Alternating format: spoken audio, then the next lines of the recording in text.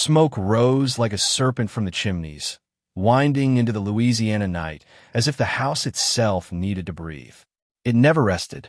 Day or night, that grand plantation exhaled its black lungs into the swamp air, a reminder that fire was always alive here, always hungry. The cane fields stretched wide around it, bending beneath the overseer's whip, their stalks shivering in the damp heat. Slaves moved through them like shadows, their backs broken by repetition, their voices swallowed by silence heavier than stone. Among them was one woman the others learned not to approach. Mariya. Her silence was not the silence of obedience, not the kind the masters demanded. It was deeper, sharper, more dangerous, the kind of silence that feels like the pause before a storm breaks. Children avoided her eyes, and even the bravest of men lowered their gaze when she passed. They said her shadow lingered longer than her body, that dogs barked at the ground where she stood after she had walked away. The mistress called her strange. The master called her empty. But the others whispered differently, that something lived inside her still, some secret ember she kept hidden beneath the ashes of grief. They said her gaze could sour milk, wither vines, still a man's laughter mid-breath. They said her silence was not emptiness but fullness, a jar so heavy with sorrow it could crack if shaken. And though the house glowed golden every evening with music and firelight, Mariya knew better than anyone what those flames meant. She had seen them once in their truest shape, not dancing in a hearth, not warming bread, but devouring. She had watched them take something no fire should ever take. So she kept her silence. She kept her watch. Each night, as the cypress trees swayed and the swamp hummed its endless dirge, she moved like a shadow between the shadows, her eyes set upon the house that breathed smoke. And though no one dared to say it aloud, the truth sat on every tongue. Whatever flame had once stolen from Mariya, it had not been buried in ash. It was still alive, waiting in the dark. The house exhaled again, its black smoke curling across the moon. And Mariya's silence seemed to thicken, like storm clouds rolling low, promising that fire always remembers its own. They spoke of it only in whispers, careful, as if even the cypress trees had ears. The story was too cruel, too sharp to say aloud in the light of day. Yet in the midnight cabins, where the air was thick with sweat and sorrow, the slaves traded the tale like a wound they all carried together. Mariya had once held a child, a boy with skin soft as river cotton, with eyes that reflected the moon like still water. For months, she had kept him hidden, nursing him in secret, humming lullabies no one else dared hear. She believed that if she rocked him quietly enough, if she pressed her body against his smallness tightly enough, she could shield him from the world. But cruelty hunts the smallest first, and cruelty had no patience for secrets. It was the mistress who discovered the boy, her face twisting with delight at the power she now held. The master wasted no words, wasted no time. To him, Mariya's womb was a crime, her child a rebellion.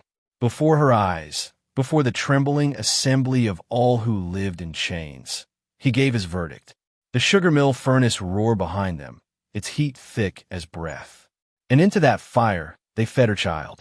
Mariya's scream ripped through the swamp, so sharp that the pine branches themselves seemed to bend away from it.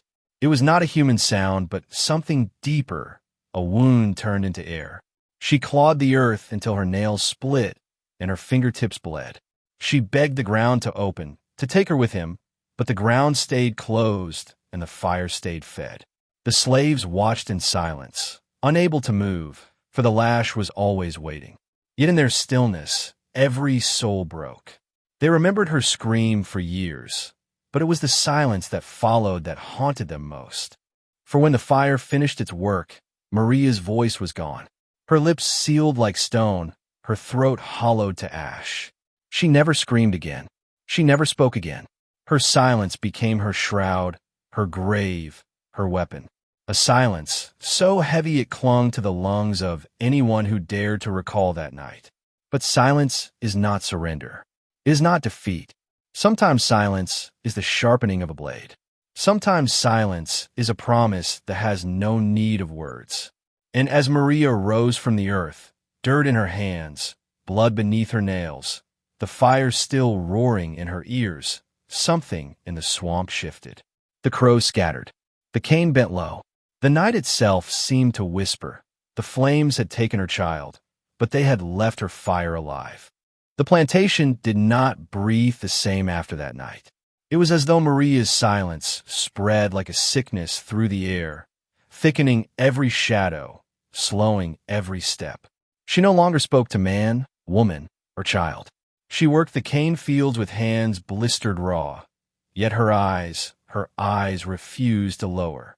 They burned steady, cold, unblinking, as if each glance carried the weight of a curse. The master grew restless beneath that gaze. He would laugh loudly at supper, louder than usual, forcing his mirth into the hall as if trying to drown out something he could not name. The mistress, once proud in her cruelty, began to cover mirrors in the house, muttering that she saw Mariya's reflection where it had no right to be. They could not shake her presence, for she had become more than flesh. She was the silence that stalked behind them, the shadow that stretched long across their floors. Among the slaves, a quiet reverence grew. They never spoke of her child, not aloud, but when Mariya passed, they stepped aside as if making way for something holy, something dangerous. The women whispered that her silence was heavier than words, that God himself had folded his wrath into her stillness. Some swore they saw her lips move in prayer when no sound came, and the children, wide-eyed, clutched at their mother's skirts whenever Mariya's shadow lengthened near them. Nights turned colder. Fires sputtered out faster. Even the dogs, once eager to bark, now whimpered at the sight of her crossing the yard. It was as though the very soil beneath the master's house had grown uneasy, refusing to forget what it had swallowed. And Mariya, though she carried her silence like a stone, began to change. She no longer wept at the sight of the furnace's glow, no longer clawed the dirt with desperate hands. Her grief had calcified, hardened into something sharp. Her silence became discipline. Her silence became watchful. Her silence became a weight the master and mistress could not lift. At night, in the hush between the songs of crickets, the overseer swore he heard footsteps at his window. The mistress jolted awake to the creak of floorboards, though no one was there. And the master, drunk at his table, began to mutter that the fire had not consumed the child fully, that perhaps its ashes had taken shape again inside Mariya's heart. For though she spoke no word, Mariya's silence whispered everywhere. And those who listened long enough knew. Silence like that was never empty. It was waiting. Long before the fire stole her child, Mariya's life had already been carved by chains. She was not born on that Mississippi soil. She had been taken across the ocean, torn from a coastline where her people sang songs to the sea and buried their dead in ground they called their own. She was 16 when iron closed around her wrists, when salt water swallowed her cries on the slave ship's deck. They said half the chain souls beside her never survived the crossing. Mariya did, but she was never the same. On the plantation, she bore scars invisible to the eye. At first, she sang softly at dusk, the rhythm of her homeland clinging to her lips.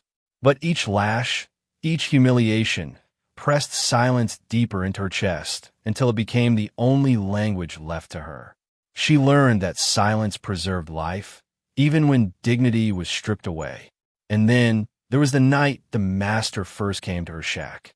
She was young, her body trembling beneath his weight, and afterward she clutched her knees to her chest until dawn, rocking against the wooden floor. By morning, she had built another wall inside herself, higher than the last. That wall became her armor, her prison, and her curse. The women whispered that Mariya's child was born of violence, not love. But when the baby came, frail, fragile, eyes wide as the moon, Mariya loved with a desperation that startled even herself. That child became her tether to breath, her only reminder that she was still human and not only a shadow of suffering. And so, when the flames devoured the infant, it was not only the body of her baby that burned. It was every thin thread tying Mariya to hope. What was left in the ash was not the girl who had once sung at dusk. What remained was something older, darker, shaped by the soil of her homeland and the fire of this one. Now, when the mistress caught Maria's gaze, she did not see a slave. She saw centuries of grief staring back. She saw a people's endurance folded into one woman's silence. She saw judgment, patient and unrelenting, growing like storm clouds on the horizon. And though Mariya spoke no words, the shadows beneath her skin began to seep outward, whispering that what was taken in fire would one day be answered in flame. The nights grew heavier on the plantation, thick with a silence that clung to the rafters of the great house and seeped into the cane fields. The other slaves felt it first. They said the air had changed, that even the crickets dared not sing when Mariya walked the yard. Some swore they heard a baby's faint cry carried by the wind, a sound so fragile it might have been memory, yet sharp enough to make the mistress clutch her chest. Smoke became a visitor without invitation. It slipped beneath door frames, curled from hearths that had not been lit, and lingered in the mistress's chamber until her sleep broke into panicked gasps. More than once, she shook her husband awake, her voice cracking. "It's her. That woman curses us." But the master only laughed, his breath soured with brandy. He mocked his wife's fears, calling Mariya an empty shell, a husk with no flame left. Yet his laughter did not carry far. For in truth, each time he saw Mariya bent over her work, her silence pressed against him like a hand to his throat. He remembered the night her child was fed to fire, and though he had called it justice then, something in her eyes suggested the reckoning had not yet been written. The other women in the quarters began to treat Mariya with reverence. They left scraps of bread near her cot, muttering prayers as though she were no longer just flesh but a vessel for something larger.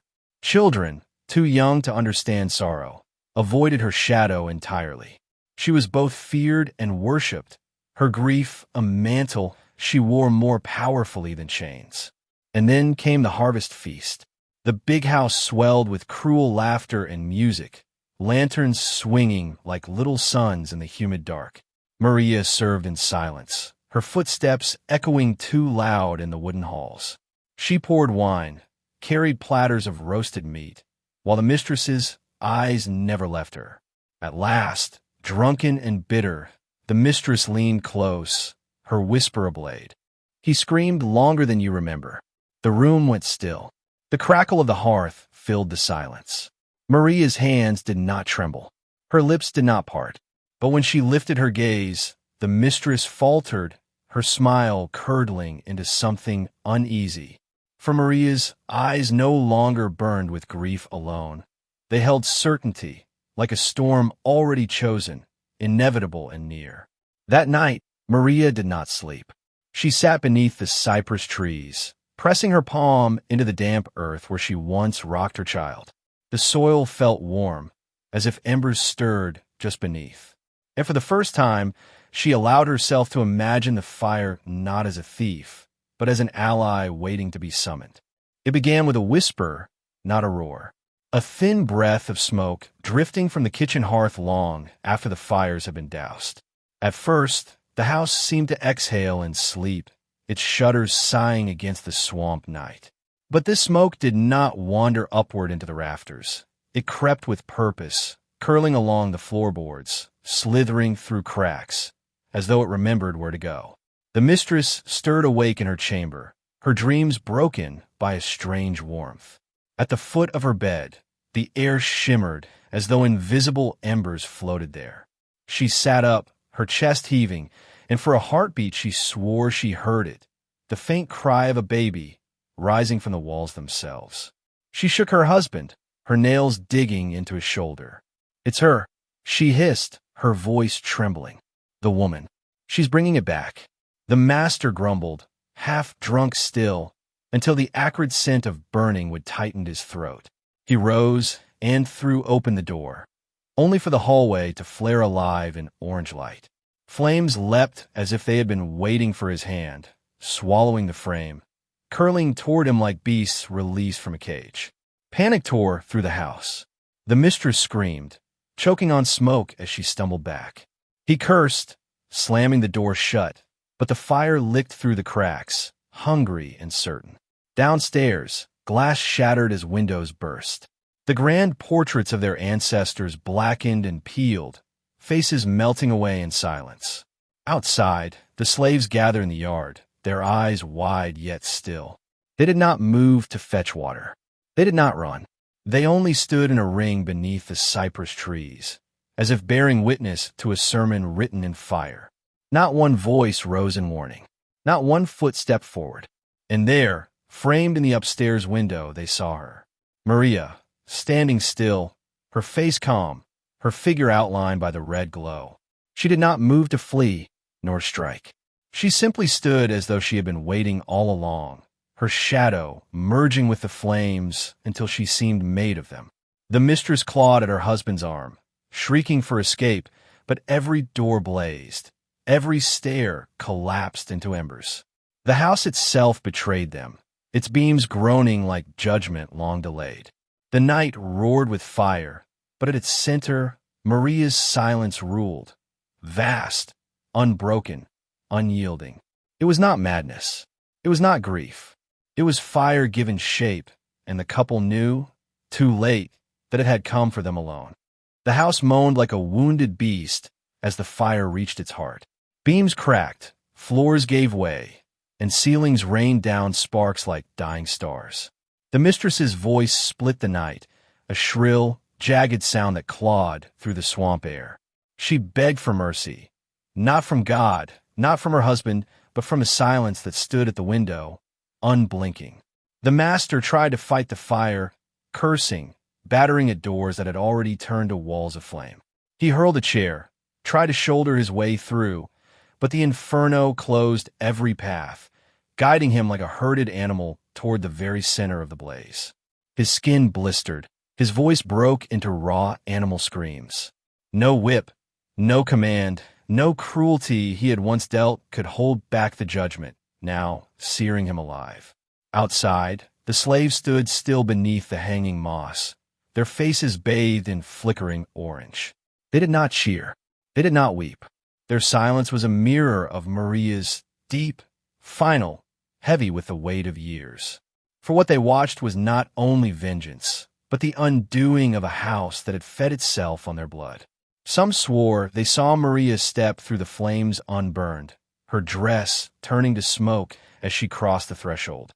Her eyes glowed as if the child she lost stood just beyond the fire, calling her home.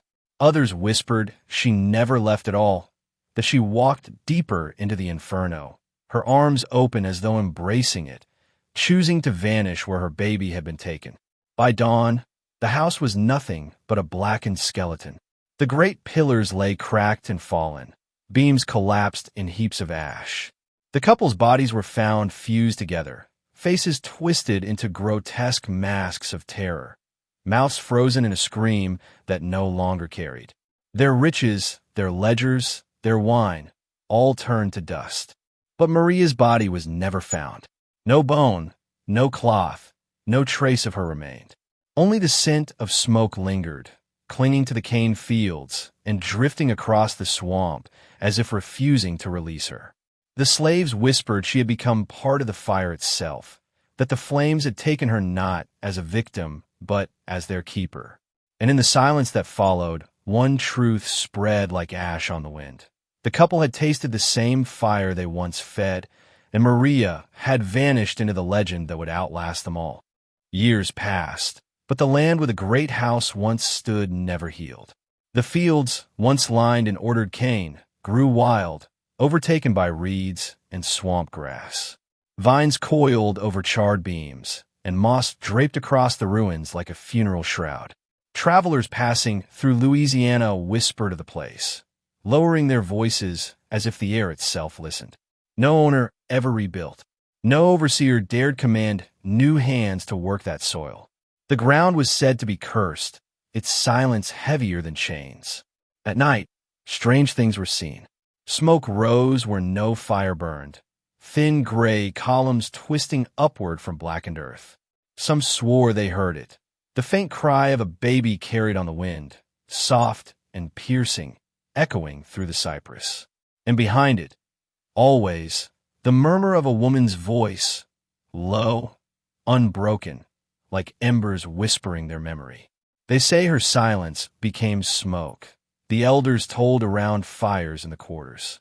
They say it still walks the swamps, clinging to the trees, slipping through the cracks of old cabins. And then came the warning, always the same. Do not speak Maria's name aloud when the moon is hidden, for the flames remember. Children learned to hold their breath when they passed the ruins. Grown men crossed themselves, though their faith had never saved them before. And women, heavy with child, kept their distance, fearing that the restless spirit of Mariya might reach for them, not to harm, but to remind them of what was once stolen, what was once burned. Her legend grew, not as a servant, not as a victim, but as something eternal. Some called her a witch. Others said she was fire given flesh, a spirit of vengeance born from the swamp itself. Yet the slaves who remembered spoke more softly. To them, Mariya was the keeper of their grief, the shadow of their endurance. She was proof that silence could wait, that patience could strike with the force of storms and flames when the moment came. And so the tale drifted into folklore, passed from lip to lip, from campfires to cabins, until no one could say where the truth ended and the legend began. But all agreed on this. When the night is still and the swamp breathes smoke without fire, you can hear it, the echo of Mariya's loss, the lullaby that became a curse. And in that smoke, the world remembers that what was burned once will burn again.